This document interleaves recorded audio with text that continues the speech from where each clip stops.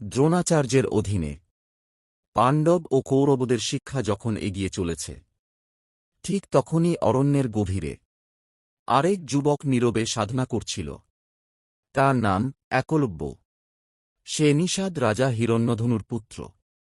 একলব্যও চেয়েছিল দ্রোণাচার্যের কাছে ধনুর্বিদ্যা শিখতে, কিন্তু তার জন্মপরিচয়ের কারণে দ্রোণাচার্য তাকে শিষ্য হিসেবে গ্রহণ করেননি। অপমানিত হলেও একলব্য ভেঙে পড়েনি। সে অরণ্যে ফিরে গিয়ে মাটির তৈরি একটি দ্রোণাচার্যের মূর্তি স্থাপন করে। তাকেই গুরু মেনে নিরলস সাধনা শুরু করে, দিনরাত কঠোর অনুশীলনে। একলব্য এমন দক্ষ হয়ে ওঠে যে তার তীর লক্ষ্যভেদে কাউকেই হার মানাতে পারত।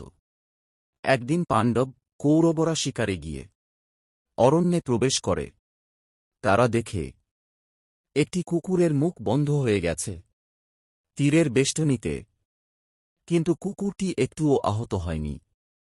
অর্জুন বিস্মিত হয়ে বোঝে এ কাজ কোনো অসাধারণ ধনুর্ধরের। তখন সামনে এসে দাঁড়ায় একলব্য। দ্রোণাচার্য জানতে চান, তোমার গুরু কে?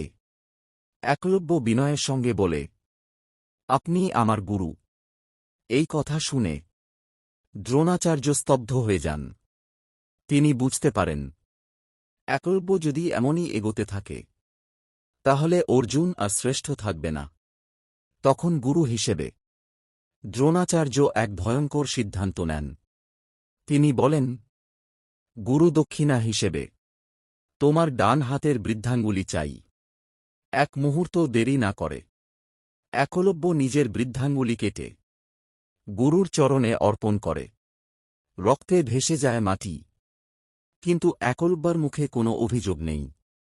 এই ত্যাগে পৃথিবী পেল এক মহান চরিত্র, যিনি শিষ্যত্বে শ্রেষ্ঠ কিন্তু ভাগ্যে বঞ্চিত।